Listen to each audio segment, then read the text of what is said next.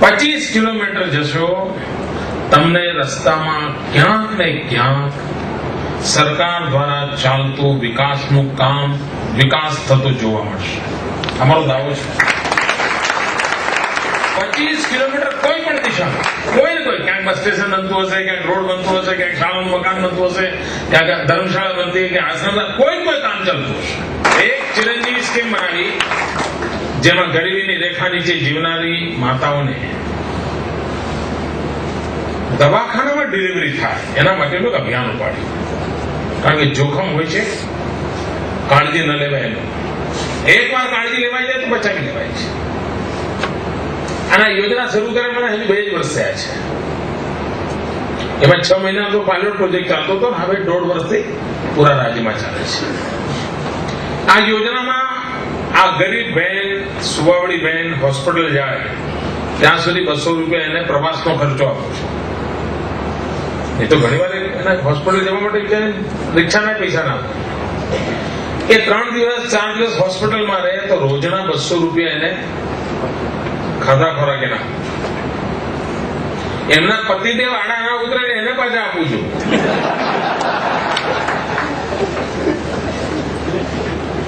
અને બાળકને લઈને ઘરે પાછા જાય તો બીજા 200 રૂપિયા આપું છું. અને હોસ્પિટલમાં પ્રાઇવેટ ડોક્ટરો સાથે કરાર કર્યા છે કે ગરીબીની રેખા નીચેથી જે આવી કોઈ માતા આવે, નોર્મલ ડિલિવરી હોય તો આટલા રૂપિયા, સિઝેરિયન હોય તો આટલા રૂપિયા, એ પેમેન્ટ મારી સરકાર કરશે. બાળક અને માતા બચવા જોઈએ.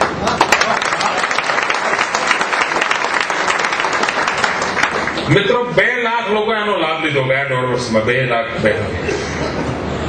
જો આ યોજના ન હોત તો લગભગ 450 માતાઓ ગુજરી ગઈ હોત. આ યોજના ના હોત. મિત્રો નાનો આંકડો નથી. 450, 25, 27, 28 વર્ષની દીકરી ગુજરી જાય સુવાવડમાં, આનાથી મોટી પીડા ના હોઈ શકે. આ યોજનાને કારણે માત્ર 37 બહેનોને આપણે બચાવી નથી શક્યા. માત્ર 37. જો આ યોજના ન હોત તો 5000 કરતા વધારે બાળકો ગુજરી ગયા હોત. આ યોજનાને કારણે માત્ર 80 બાળકો આપણે ગુમાવ્યા છે. માત્ર 80 બાળકો બાદ બધા બાળકો બચી ગયા.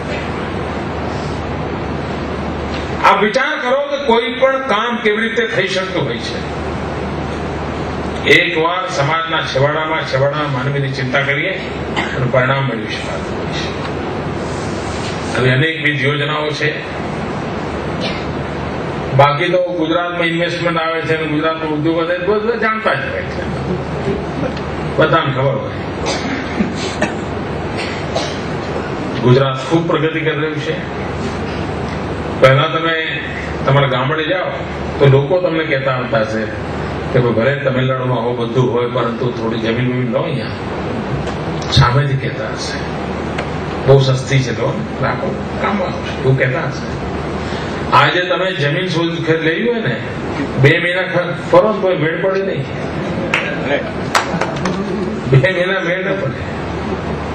અને પહેલા જે જમીન તમને 5000 મળવાની સંભાવના હતી એ 50 લાખ મેળ પડે એની ગેરંટી નથી. આ ત્યાં સમૃદ્ધિની દિશામાં એવી હરણફાળ ભરી છે ગુજરાતે. એનો આ નમૂનો છે મિત્રો. ગુજરાત 2010માં એની સ્વર્ણ જયંતિ ઉજવે છે.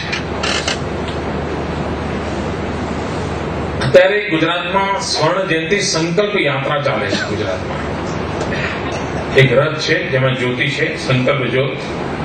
અને પ્રત્યેક ગુજરાતી કોઈને કોઈ સંકલ્પ કરે એવો મારો આગ્રહ છે કે ભાઈ ગુજરાતની સ્વર્ણ જયંતિ નિમિત્તે હું કોઈ નાનો સંકલ્પ કરીશ.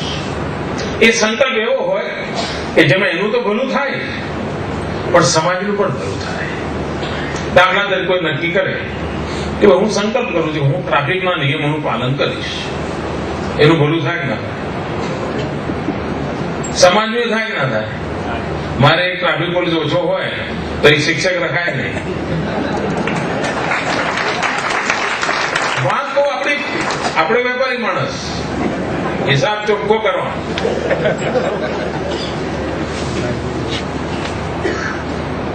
નાના સંકલ્પો પ્રત્યેક ગુજરાતી કોઈ સંકલ્પ કરે.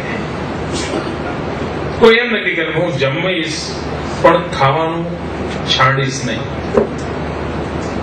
ખાવાનું ન છાડવાથી પણ કેટલા ગરીબોને ભલું થાય. અનેક ડોક્ટરોએ સંકલ્પ કર્યો છે કે મહિનામાં એક દિવસ ગરીબો માટે મફતમાં કામ કરશે. અનેક વકીલોએ સંકલ્પ કર્યો છે કે મહિનામાં એક દિવસ ગરીબોના કેસ મફતમાં લડશે. એક વાતાવરણ બનાવીશું. અને મિત્રો, મારો પ્રયાસ છે કે 2010 સ્વર્ણ જયંતિ નિમિત્તે 5.5 કરોડ ગુજરાતીઓ 5.5 કરોડ સંકલ્પ કરે. એક ગુજરાતી એક ડગલું આગળ વધે તો ગુજરાત 5.5 કરોડ ડગલા આગળ નીકળી જાય. આ જનશક્તિના ભરોસે ગુજરાતની આવતીકાલ બદલવી છે. આ જનશક્તિના ભરોસે ગુજરાતને આગળ લઈ જવું છે. અને એના માટેનો પ્રયાસ આ રાજ્ય સરકારે આદર્યો છે. આગામી 12, 13, 14 જાન્યુઆરી ખમતા તારીખો મારી નક્કી જ હોય. મારે કે બહુ ફેરફાર ના આવે, બધું પાકું જ હોય. 12, 13, 14 જાન્યુઆરી. 14 જાન્યુઆરી એટલે ઉત્તરાયણ. 12, 13, 14 જાન્યુઆરી ગુજરાતમાં vibrant Gujarat global investment summit છે ગાંધીનગરમાં. દુનિયાભરના ઉદ્યોગકારોને હું બોલાવતો હોઉં છું. વિશ્વભરમાં પથરાયેલા NRG, NRI, non resident Gujarati, non resident Indians, આ બધાને બોલાવતો હોઉં છું.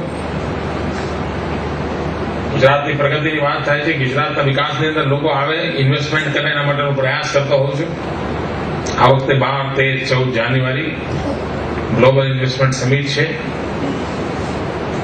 તમિલનાડુમાં પણ તમે કોઈ એવા ઉદ્યોગકારોને ઓળખતા હો તો જરૂર કહેજો. મોકો છે, ચૂકી ના જાય. પછી તમને ઠપકો ના આપે કે તું ગુજરાતમાં તો મને કહ્યું નહીં, આટલું સારું હતું, હું જાત ને. એના તો તમને કોઈ ઠપકો ના આપે એટલે કહું છું. અરે તો તમારો કોઈ મિત્ર પાછળથી નારાજ થઈ જાય કે યાર તું ગુજરાતમાં તો કહ્યું નહીં મને, કેજો.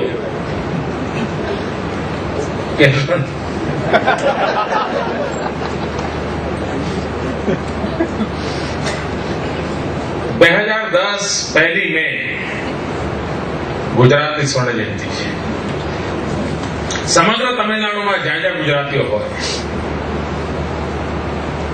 એ બધાને આમાં જોડવા માટેની કોઈ યોજના ગુજરાતી મંડળો, ગુજરાતી સમાજો, ગુજરાતની શૈક્ષણિક સંસ્થાઓ કરે. અને મારી તમિલનાડુમાં બીજી વિનંતી છે. કેટલાક એવા પરિવારો છે કે જે 400 વર્ષ પહેલા આવેલા છે, જે પોતે એમ માને છે ખરા કે અમારા બધા પૂર્વજો ગુજરાતી હતા, પણ હવે અમને કઈ ખબર નથી. ઘરમાં પણ જે બોલે છે એ ગુજરાતી બોલે છે, એમને ખબર નથી. એ તમિલ બોલે છે, તમિલવાળાને ખબર નથી, એવું બોલે છે. એવો એક મોટો છે. શા માટે તમિલનાડુમાં એવા કુટુંબોને શોધીએ નહીં આપણે? ટેક્સટાઇલ સાથે જોડાયેલા બહુ જ મોટા પરિવારો છે જે મૂળતઃ ગુજરાતી છે. કોઈક વાર એનો પ્રયાસ કરવો જોઈએ. આ 400 વર્ષ હોય, 500 વર્ષના હોય, ગમે તેમ આપણે જોડવા જોઈએ. અને બૃહદ ગુજરાતી આ 2010 નિમિત્તે એક વાતાવરણ બનાવી શકીએ. તમે કલ્પના કરી શકો તમારી શક્તિ કેટલી વધી જશે. તો આપ પણ 2010ને ધ્યાનમાં રાખીને સ્વર્ણ જયંતિનો વિચાર કરીને કોઈ યોજના કરજો. ગુજરાતના કાર્યક્રમોમાં તો તમને નિમંત્રણ છે જ. અને બીજું, ગુજરાત તમારું છે.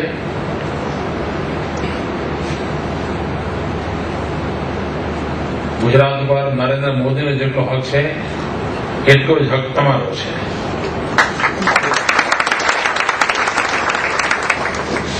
ફરી એકવાર આપણે સ્વાગત કર્યું, સન્માન કર્યું. આપનો ખૂબ ખૂબ આભાર. હસી મજાક કરવાની મારી ટેવ છે. બધા આનંદ કરજો. બીજું શું, કારણ કે આજે તો ભોજન વગરની મીટિંગ છે ને,